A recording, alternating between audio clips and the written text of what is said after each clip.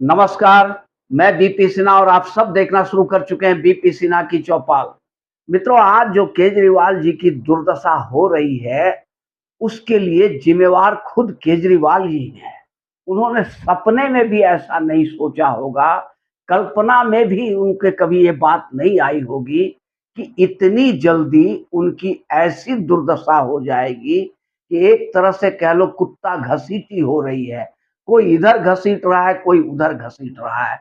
ये दुर्दशा जो हुआ, इसके कारण खुद केजरीवाल ही है और उनका सॉरी बड़बोलापन है, उनका अहंकार है। हालाँकि उन्होंने बार-बार माफ़ी माँगा, जो वो कहते हैं कि मैं झुकने वाला नहीं हूँ, मैं टूटने वाला टूट जाऊँगा तो टूट जाऊँगा, झुकूँगा नहीं, मैं माफ़ी नहीं माँगूँगा, मैं भगत सिंह की संतान हूँ। ये सारी बातें बकवास है। उन्होंने एक बार नहीं, बार-बार माफ़ी माँगा है और किससे नहीं माँगा है। कपिल सिब्बल से लिखित माफ़ीनामा दिया, अरुण जेटली को लिखित माफ़ीनामा दिया, फिर नितिन गडकरी से माफ़ी माँगा लिखित में। तो ये सब बात कहना बकवास है, ये सिर्फ़ हवा-हवाई बातें करते हैं। पर जो इन्होंने किया, जो संवैधानिक पद प्रधानमंत्री जैसा गरिमामय पद को इन्होंने जो जिस तरह अपमानित किया, जिस तरह बेइज़्ज़त किया, वो अपने आप में अजूबा है। ये प्रधानमंत्री को अनपढ़ बोलते रहे, चौथी पास राजा बोलते रहे, यहाँ तक कहते हैं इस चौथी पास राजा को कुछ समझ में नहीं आता है, कौन-सा अफ़सर को किस फ़ाइल में साइन करा लेता है, इसको कुछ समझ में नहीं आता। इस तरह से इतनी गंदी बुरी तरीके से ये प्रधानमंत्री को हमेशा बेइज़्ज़त करते रहे। गृह मंत्री को, प्रधानमंत्री को, सबको। इनकी हिम्मत नहीं होती योगी आदित्यनाथ पर कुछ बोलने का, लेकिन ये प्रधानमंत्री को जलील हमेशा करते रहे, ये दिखाने के लिए कि हम लड़ सकते हैं।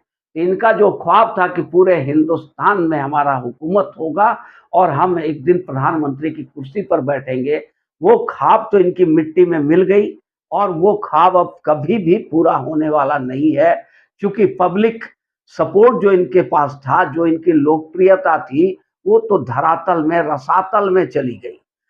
उसकी तो कहीं अता पता ही नहीं है।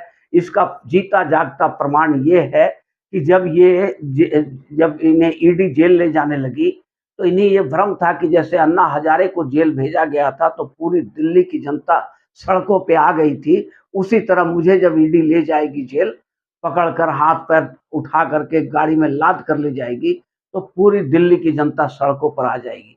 पर कोई पूछने तक नहीं आया। उल्टे दिल्ली में पटाखे छूटे और खुशियाँ मनाई गई। ये तो हाल है। जब ये दोबारा तिहाड़ जा रहे थे, तो इन्होंने अपना प्रोग्राम चॉकआउट कर दिया, प्रोग्राम दिखा दिया कि मैं इतने बजे घर से निकलूँगा, इतने बजे महावीर मंदिर पहुँचूँगा, हनुमान मंदिर और इतने बजे राजघाट पहुँचूँगा और इतने बजे सॉरी तिहाड़ पहुँच जाऊँगा। ये सोच करके कि दिल्ली की जनता मेरे पीछे चल पड़ेगी।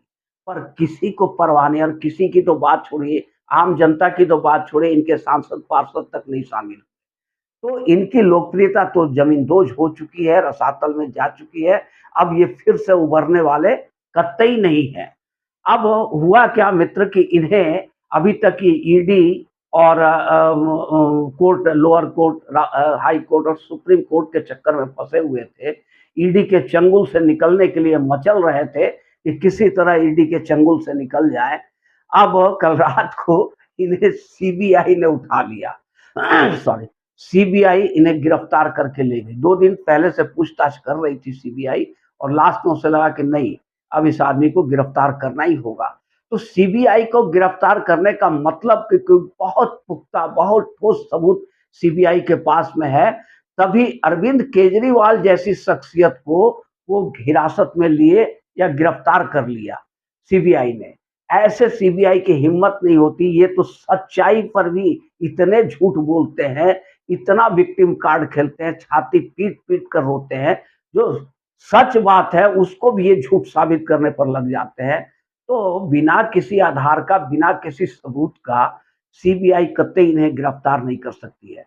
और इनका अब जो मैं ये कह रहा हूँ कि ये जेल से इनको मुक्ति मिलने वाली नहीं है, कारण इसके पीछे में राष्ट्रीय, अंतर्राष्ट्रीय, घरेलू और बाहरी दोनों है। क्या कारण है कि इनकी गिरफ्तारी पर अमेरिका बौखला रहा है, चीन बौखला रहा है, कनाडा बौखला रहा है, यूरोप में बौखला रहा है। ये क्या क्या वजह क्या है? ये एक कस्बे एक शहर-नुमा राज्य के मुख्यमंत्री हैं, बहुत छोटी-सी हस्ती है, कोई बहुत बड़ी हस्ती भी नहीं है। इनसे बड़ी-बड़ी हस्ती को जेल पहुँचाया गया, पर किसी के कानों पर जूं तक नहीं रेंगी। इनसे बहुत बड़ा राज्य है झारखंड है, उसके मुख्यमंत्री हेमंत सोरेन को गिरफ्तार किया गया, तो कहीं कोई चर्चा तक नहीं हुई, कहीं किंतु परंतु भी नहीं हुई। और इनकी गिरफ्तारी पर पूरा इनकी या इनके डिप्टी सीएम मनीष सिसोदिया के गिरफ्तारी पर न्यूयॉर्क टाइम्स तक लेख छापता है और विदेशों में भी पूरी दुनिया में चर्चा का कारण बन जाता है। इसका मतलब कुछ रहस्य बहुत गहरा है और इस गहराई से रहस्य को पकड़ा गया है और सीबीआई के पास बहुत सारे पुख्ता सबूत है। हो सकता है खालिस्तानियों के साथ भी इनका संबंध जो जग जाहिर है, वो तो कोई अब ढका छुपा बात नहीं है।